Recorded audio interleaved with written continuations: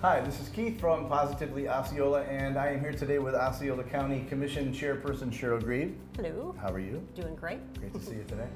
So, very soon, Osceola County residents are going to have an opportunity to decide whether they're in favor of a 1-cent sales tax that will be used specifically to improve transportation in Osceola County. And as we know, Osceola County is one of the fastest growing counties in Florida, so this is a very important vote that's about to take place. Absolutely. Positively Osceola has been hearing a lot about this subject from the community, so we thought it would be a positive thing to go right to the source, and that is Osceola County. So we could ask some very important questions that hopefully will provide the facts about the proposed tax and also facts about transportation in Osceola County and the challenges that currently exist. Sure. So I guess we'll start off by saying, why do we need a penny sales tax for transportation? Well, first of all, thanks for having me here today, Keith, and being able to talk about this because, as you said, it is an important issue. Probably one of the most important decisions that the people of Osceola County will make. As you know, and I think we can all agree that Osceola County has challenges when it comes to its transportation needs. When I recently ran my re-election campaign, that was the #1 issue that I heard, was the congestion. How can you fix the traffic? How can you take care of this problem? I can't get from A to B. It used to take me 10 minutes. Now it takes me 45 minutes. Right. So it was the #1 item. Osceola County currently has $1.1 billion in roads that still need to be constructed and over $400 million in just intersection improvements that, quite frankly, could improve bottlenecks that would ease the rush hour traffic. So Sure. Very positive. And with our current funding, we're hardly able to maintain the roads that we're able to do. And with the current funding as well, we're only able to construct one road every 7 to 10 years. We have over 30 roads on that $1.1 million construction list. So if you do the math, you or I won't be here any longer to see the end of that. Understood. And by putting the penny for transportation on the ballot, we're giving the voters a chance to improve traffic here in Osceola County. Understood. So what are other alternatives to the penny sales tax if that's not what the community decides on? Sure. Well, there's only a few things that we have an option to do. We've already maxed out our gas tax. We're charging the developers what we can. So with the 1 penny sales tax, that would allow the people who don't live here but to come visit our great county to pay between 43% and 50% of that tax. The only other funding that's available, quite frankly, is an increase in our property taxes. Not something that is popular, and there's a couple problems, with that approach. So to get that same level, it would be a $67 million that the 1 penny sales tax would create. If you tried to match it with a millage increase, it would be a 2.6 mil increase. Gotcha. So in numbers, easy.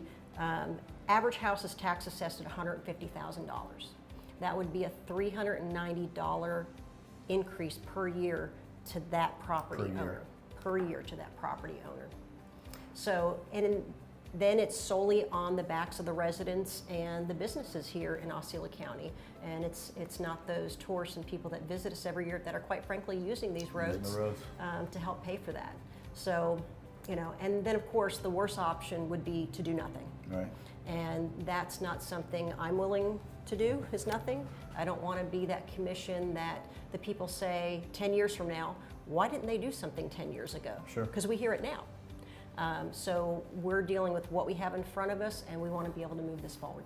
And if we did nothing, this isn't going to stay as it is now. More people are moving here. It's going to continue to increase. More people are moving here. We have organic growth. How many folks out there have kids that are going to be on the roads? Sure. How many people have family and friends who really didn't come visit them before, but now that they live within a half hour of Walt Disney World, that now come and stay with them. Right. So we have that type of internal growth without even adding another house. I understand. My son is starting to drive, so he's an added person on the road. There you go. Sure, exactly. All right, so we hear quite often, why have we not made the developers pay for the roads? Mm-hmm. And we actually, in Osceola County, we charge the highest fees to developers in the entire state. And we have a statute that states what we can charge the developers, which is for their impact. And even the money that the mobility fees bring in aren't enough to make a dent in a road project, which is costing $10 million a road mile. That's something not everybody's aware of, for sure. Exactly. They think, why shouldn't the developers pay for it all? Well, Right. we're charging what we can, what they call legally defensible. It's a formula you have to use. And it's, again, just for the impact that they've created. They can't pay for the impact that happened 10 and 12 years ago. Right. Those roads I talked about earlier, that 1.1 million, they've been on a Metro Plan list for over a decade. So some of those subdivisions, didn't have housing back then. So this is a problem that's been going on and exacerbated over the years. Understood.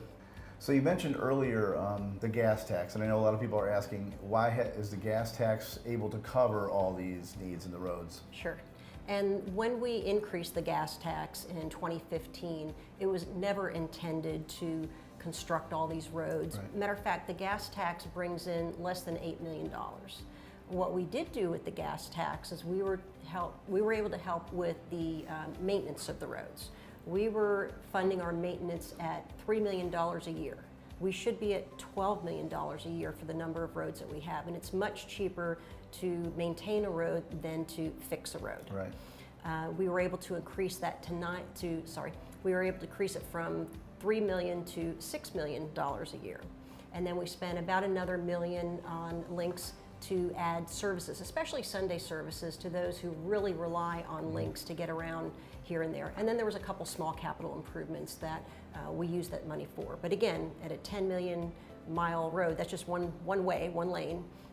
Even for 1 year, what we bring in on that additional gas tax wouldn't have even completed a mile of road. That's good information. Okay, so something that we've thought about is a business in downtown Kissimmee. So how will the sales tax impact business? Sure.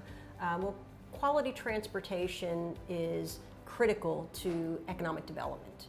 Really, if you can't get your goods and services from A to B, you're not going to stay in business. If you can't get people from their house to your business, you're not going to have the business. If you can't get your staff to do work. If you can't get staff to work, Sure. or if your staff is frustrated from sitting in traffic for 45 minutes or an hour, you're going to have a less productive employee. So I would argue that by passing the sales tax and having it available and making the congestion less, that really it's going to help improve our economy. We're trying to attract new businesses here, businesses that are going to increase the average wage for our individuals. And we're not going to be able to attract those businesses if people are stuck in traffic. Mm-hmm. And they see that and they know that because they realize, those large companies realize, they need to be able to get their people to work. They need to be able to get their goods and services from point A to point B. So again, transportation equates to good economic development. To recap, really, we have 3 options left. One is to do nothing. Nothing is no longer tolerable. The people even say nothing's no longer tolerable. Right. We want the traffic fixed. So if we take that off the table, we have 2 other options. One is a property tax increase, and I would prefer not to go that route because that is only on the people who live here and the people who have businesses here. And the third is the sales tax. And again, you have 43 to 50% of that being paid by others. And really it's consumption based. Right. So you're paying as much as you're purchasing. And whatever you purchase, you're getting stuff for that. With a property tax, you're just paying property tax. Agreed. So I'm hoping that the people get to see this video and get to learn more about the options and what's out there, because like you said, there's a lot of misinformation and bad information. I personally feel that this is the best route to go, and I will be voting on May 21st for the sales tax. Well, I think the main reason we had you here today was because we felt that there was not just misinformation, there was just actually, we see the lack of information out there, and I think education is hugely imperative. Absolutely. This is a monumental decision for the community. They get to make that decision themselves. Mm-hmm. I know I get to do that. My family will be making the decision ourselves. But we wanted to base that on correct information, and we believe if we talk about making a positive difference in Osceola County, right. And I think that's based upon investing time, learning what the information's about, and I think you laid that out really well today. So we thank you. Thank you so much. All right. Again, Keith, this is Keith with Positively Osceola, along with the chair of the Osceola County Commission, Cheryl Grieb. Together, we're making a positive difference in Osceola County.